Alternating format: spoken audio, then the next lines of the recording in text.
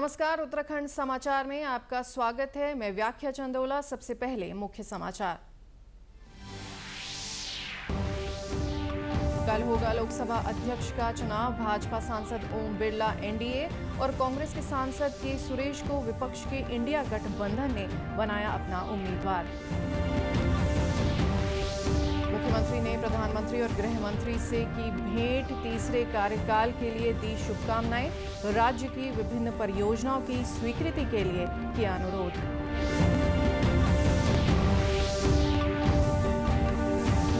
देश भर में 1 जुलाई से लागू होंगे 3 नए कानून। उत्तराखंड में कानून लागू करने की तैयारी पूरी। अधिकारियों और कर्मचारियों को दिया गया प्रशिक्षण। पर्यटन मंत्री सतपाल महाराज ने किया चंपावत जिले में कोलीढेक झील का निरीक्षण। अधिकारियों को जरूरी सुविधाएं उपलब्ध कराने के निर्देश। स्थानीय लोगों की सुनी समस्याएं। अब समाचार विस्तार से। लोकसभा अध्यक्ष पद के लिए भारतीय जनता पार्टी के वरिष्ठ सांसद ओम बिरला राष्ट्रीय जनतांत्रिक गठबंधन एनडीए के उम्मीदवार होंगे, जबकि विपक्षी इंडिया गठबंधन ने कांग्रेस के सांसद के सुरेश को अपना उम्मीदवार बनाया है। दोनों उम्मीदवारों ने अध्यक्ष पद के लिए आज अपना नामांकन भरा। अध्यक्ष का चुनाव कल होगा। इससे पहले सरकार और विपक्ष इस पद के लिए आम सहमति तक पहुंचने में असफल रहे हैं। मुख्यमंत्री पुष्कर सिंह धामी ने आज नई दिल्ली में प्रधानमंत्री नरेंद्र मोदी से भेंट कर उन्हें तीसरी बार देश के प्रधानमंत्री का दायित्व संभालने पर शुभकामनाएं दी। इस दौरान मुख्यमंत्री ने उन्हें राज्य के विकास से संबंधित विभिन्न विषयों की जानकारी दी। मुख्यमंत्री ने अलकनंदा, भागीरथी और सहायक नदियों पर प्रस्तावित 24 जल विद्युत परियोजनाओं के बारे में सर्वोच्च न्यायालय के निर्देश पर गठित विशेषज्ञ समिति 2 की अंतिम रिपोर्ट पर जल शक्ति मंत्रालय और विद्युत मंत्रालय के साथ पुनर्समीक्षा करने के लिए प्रधानमंत्री से अनुरोध किया। साथ ही राज्य में निवेश प्रोत्साहन के लिए मल्टी मॉडल लॉजिस्टिक पार्क और औद्योगिक विकास के लिए BHEL हरिद्वार से राज्य को भूमि हस्तांतरण का अनुरोध किया। मुख्यमंत्री ने प्रधानमंत्री को ये भी अवगत कराया कि मानसखंड मंदिर माला मिशन के अंतर्गत चिन्हित 48 पौराणिक मंदिरों में से 16 मंदिरों में अवस्थापना विकास के कार्य शुरू हो चुके हैं। प्रसिद्ध कैंची धाम के विकास हेतु मास्टर प्लान तैयार किया जा रहा है। पिथौरागढ़ स्थित सीमांत गांव गूंजी आदि कैलाश क्षेत्र को अंतर्राष्ट्रीय पर्यटन डेस्टिनेशन के रूप में विकसित किए जाने के लिए मास्टर प्लान तैयार कर लिया गया है। मुख्यमंत्री ने प्रधानमंत्री से देहरादून मसूरी रेल लाइन परियोजना की स्वीकृति रेल मंत्रालय से करवाने का भी अनुरोध किया। इसके अलावा उन्होंने उत्तराखंड में प्रस्तावित जोलीकोंग वेदांग 5 किलोमीटर, सीपू तोला 22 किलोमीटर, मिलम लेप्थल 30 किलोमीटर टनल परियोजनाओं की प्रशासकीय और वित्तीय स्वीकृति का भी अनुरोध किया।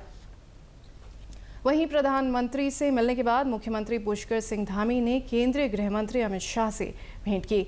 मुख्यमंत्री ने गृह मंत्री से राज्य से संबंधित विभिन्न विषयों पर चर्चा की। मुख्यमंत्री ने कहा कि राज्य आपदा मोचन निधि के अंतर्गत पुनर्प्राप्ति और पुनर्निर्माण की गाइडलाइंस के अनुसार पुनर्निर्माण के लिए कम धनराशि होने के कारण आवश्यक धनराशि राज्य को वहन करनी पड़ती है। राज्य सरकार के पास सीमित संसाधनों की वजह से परियोजना के पुनर्निर्माण में विलंब होता है। मुख्यमंत्री ने कहा कि नैनीताल में श्रद्धालुओं और पर्यटकों की वृद्धि को देखते हुए पार्किंग की समस्या है। उन्होंने नैनीताल स्थित शत्रु संपत्ति मेट्रोपोल होटल परिसर की समस्त भूमि वाहन पार्किंग और सड़क चौड़ीकरण के लिए राज्य सरकार को दिए जाने के लिए केंद्रीय गृह मंत्री से अनुरोध किया। देश भर में आगामी 1 जुलाई से लागू होने वाले 3 नए आपराधिक कानूनों को लेकर उत्तराखंड की तैयारी पूरी हो चुकी है। मुख्य सचिव राधा रतूड़ी ने केंद्रीय गृह सचिव की अध्यक्षता में सभी राज्यों के साथ हुई वीडियो कॉन्फ्रेंसिंग में ये जानकारी दी।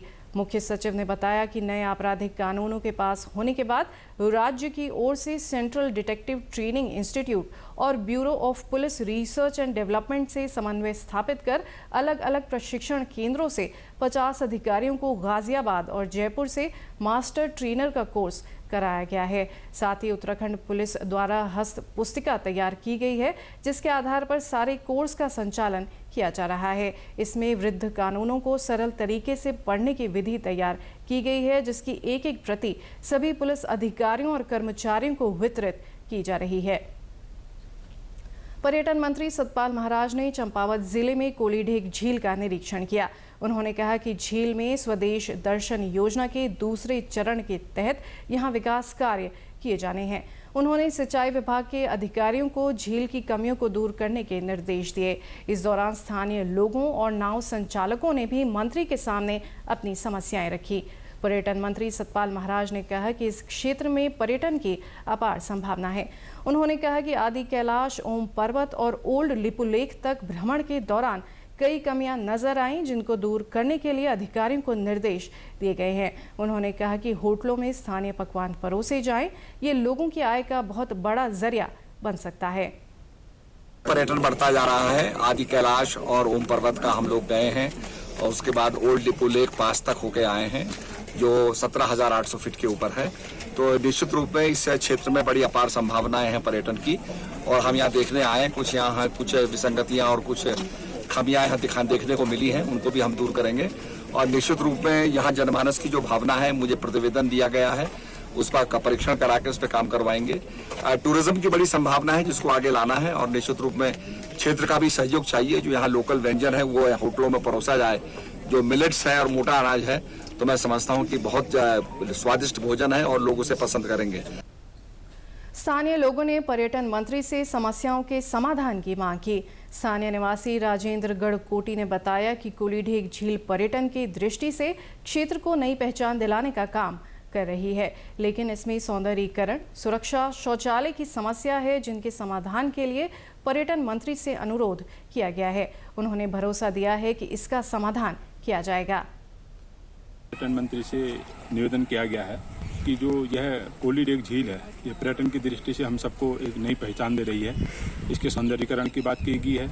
यहाँ पर सुरक्षा के दृष्टिगत यहाँ पर पुलिस की व्यवस्था करने की बात की गई है। यहाँ जो पर्यटक आ रहे हैं उनके लिए टीन शेड की बात की गई है। इसके साथ साथ हमने निवेदन किया है कि जो लोहाघाट नगर है हमारा, इसको नैनीताल की तर्ज पर विकसित करने के लिए, जिससे कि जो हमारे जो पर्यटक आ रहे हैं, हमारी पुरानी कलाकृतियों को यहाँ पर आकर देख सकेंगे। यहाँ रुकेंगे एक छोटे से ब्रेक के लिए, आप बने रहिए हमारे साथ।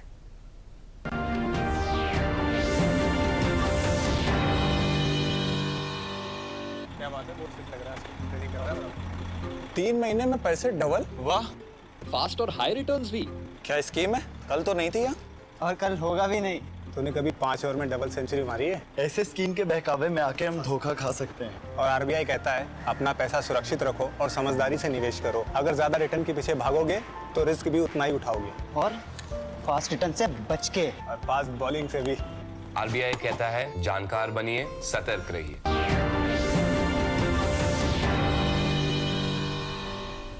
ब्रेक के बाद एक बार फिर आपका स्वागत है। प्रधानमंत्री नरेंद्र मोदी ने 1975 में आपातकाल का विरोध करने वाले सभी लोगों को श्रद्धांजलि अर्पित की। एक सोशल मीडिया पोस्ट में श्री मोदी ने कहा कि ये दिन याद दिलाता है कि कैसे कांग्रेस पार्टी ने बुनियादी स्वतंत्रता को नष्ट कर दिया और देश के संविधान को कुचल दिया। उन्होंने कहा कि तत्कालीन कांग्रेस सरकार ने सभी लोकतांत्रिक सिद्धांतों की अवहेलना की और देश को जेल बना दिया। उन्होंने कहा कि ये वही लोग हैं जिन्होंने अनेक मौकों पर अनुच्छेद 356 लगाया, प्रेस की स्वतंत्रता को नष्ट करने के लिए विधेयक लाए, संघवाद को नष्ट किया और संविधान के हर पहलू का उल्लंघन किया। उत्तराखंड के दूरस्थ क्षेत्रों के विद्यार्थियों के लिए खास पहल की गई है। जिन विद्यालयों में विज्ञान प्रयोगशाला नहीं है, उन स्कूलों के विद्यार्थियों के पास अब प्रयोगशाला खुद चल कर आएगी। राज्य के कक्षा 6 से 10 तक के विद्यार्थियों में विज्ञान, टेक्नोलॉजी, इंजीनियरिंग और गणित विषयों में क्रियात्मक ज्ञान की वृद्धि के लिए सभी 13 जिलों में लैब ऑन व्हील्स प्रोजेक्ट शुरू किया गया है। इसके तहत मोबाइल साइंस लैब संचालित की जाएगी। पहले चरण में चंपावत, अल्मोड़ा, देहरादून और पौड़ी जिलों में इसे संचालित किया जाएगा। कार्यक्रम के सफल संचालन के बाद सभी जनपदों में इस प्रोजेक्ट को संचालित किया जाएगा।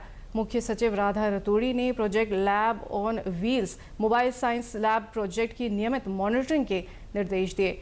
उन्होंने महानिदेशक शिक्षा को इस संबंध में सभी विद्यालयों को निर्देश जारी करने के निर्देश दिए हैं। उन्होंने इस प्रोजेक्ट के तहत विज्ञान शिक्षा के लिए बालिकाओं को विशेष रूप से प्रोत्साहित करने को भी कहा है। साथ ही साइंस फिल्मों के प्रदर्शन, टेलीस्कोप से लाइव स्काई ऑब्जर्वेशन, विज्ञान मेलों, कार्यशालाओं का आयोजन और नवाचार मेलों के आयोजन कराने के भी निर्देश दिए हैं। इस योजना के लिए सरकार ने 5 करोड़ रुपए का बजट जारी किया है।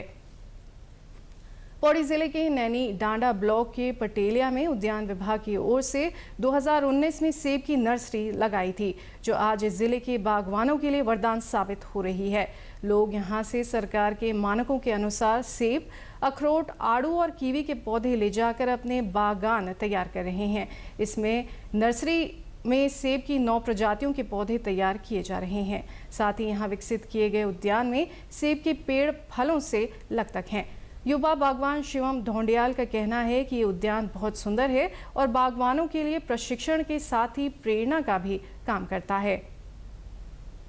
ब्यूटीफुल कैंपस, बहुत कुछ सीखने को है यहाँ पर, और काश्तकारों को आधुनिक तौर पे जो उद्यानीकरण होता है उससे बहुत लाभ मिलता है। बहुत कुछ सीखते हैं, प्रशिक्षण, पैथोलॉजी, उसका जो प्रोपोगेशन है, उस सारी चीज़ें यहाँ सीखने को मिलती है। जिस प्रकार की भौगोलिक स्थिति हमारे उत्तराखंड में है उसमें बहुत कुछ किया जा सकता है, और सेब या अन्य जो फलदायक वृक्ष है जैसे कीवी हो गया, इससे बहुत एक किसान की आय में दुगनी चौगुनी बढ़ सकती है। अनूप पटवाल कहते हैं कि उन्होंने भी इस उद्यान से सेब की पौध खरीदी जो आज फल देने लगे हैं। इससे पहले पौधों के लिए हिमाचल प्रदेश पर निर्भर रहना पड़ता था, लेकिन अब यहीं आसानी से पौधे उपलब्ध हो जाते हैं। तो जो ये सोच है, ये एक बहुत बढ़िया सोच है और ये वरदान साबित हो रहा है किसानों के लिए। मैं भी यहाँ से कुछ पौधे लेके गया था, मेरा क्योंकि कुछ और भी काम है, तो सेब के मैं भी लेके गया था और अभी फ्रूटिंग पे आना शुरू हो जाएगा। लेकिन मेरे हिसाब से कम नहीं भी तो यहाँ से 20-22 हज़ार पेड़ निकलते होंगे लगभग, जो मेरा अनुमान है प्रत्येक वर्ष। कहीं अगर जाना है तो सब हम हिमाचल के सहारे टिके रहते थे कि हिमाचल जाएंगे, हिमाचल। जब हिमाचल क्यों जाना, जब अपने पास हम स्वयं के लिए एक उदाहरण क्यों नहीं बन सकते। कोटद्वार के उद्यान विशेषज्ञ प्रभाकर सिंह ने बताया कि उस उद्यान को एक आदर्श उद्यान मॉडल की अवधारणा से स्थापित किया गया था, जो आज साकार हुआ है। उन्होंने बताया कि यहाँ बागवानों के साथ ही विभिन्न विश्वविद्यालयों के विद्यार्थी अध्ययन के लिए आते हैं। स्थानीय लोगों को रोजगार भी मिला है। राजकीय उद्यान पटेलिया एक आदर्श उद्यान के रूप में देखा जाता है और इसको मॉडल बनाने का प्रयास किया गया 2019-20 में, जो आज आपके सामने प्रदर्शित हो रहा दिख रहा है। और किसान यहाँ पर आते हैं घूमने के लिए, पर्यटक आता है टूरिस्ट आते देखने के लिए, तो इसका बहुत बड़ा फायदा मिलता है। क्योंकि यहाँ से किसान जाता है तो फिर सोचता है कि मुझे भी ऐसा काम करना चाहिए। और कभी 3 साल से फलत में भी आ रहा है, 22 में बिका है, 23 में बिका है, इस साल भी फलत में दिख रहा है। तो इससे यहाँ के लोगों को रोजगार भी मिल रहा है। कम से कम 15-20 लेबर इस समय यहाँ काम कर रही है। और फिर सब सेब बटेगा तो फिर बिकेगा तो बाहर के व्यापारी आएंगे यहाँ पर। तो उससे हमारे क्षेत्र में जो यहाँ किसान, इसकी देन है राजकीय आदर्श उद्यान पटेलिया की, कि यहाँ पर कम से कम इस बार 50 किसानों ने बगीचा लगाया। प्रदेश के समाचारों में बस इतना ही। चलते चलते मुख्य समाचार एक बार फिर। कल होगा लोकसभा अध्यक्ष का चुनाव। भाजपा सांसद ओम बिरला एनडीए और कांग्रेस के सांसद के सुरेश को विपक्ष के इंडिया गठबंधन ने बनाया अपना उम्मीदवार। मुख्यमंत्री ने प्रधानमंत्री और गृह मंत्री से की भेंट। तीसरे कार्यकाल के लिए दी शुभकामनाएं। राज्य की विभिन्न परियोजनाओं की स्वीकृति के लिए किया अनुरोध।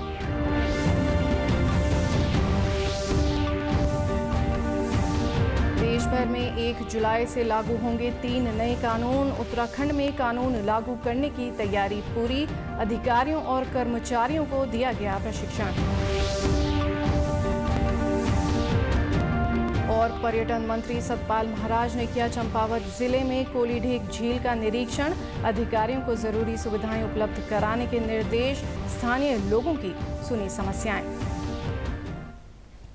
प्रदेश से जुड़ी अपडेट्स के लिए आप हमसे सोशल मीडिया के माध्यम से भी जुड़ सकते हैं। हमारा एक्स हैंडल है DD_News_देहरादून। हमारा फेसबुक पेज है DD न्यूज़ उत्तराखंड। हमारे YouTube channel DD news Uttarakhand को आप सब्सक्राइब करें और हमारे Instagram page DD news Uttarakhand को भी फॉलो करें। नमस्कार।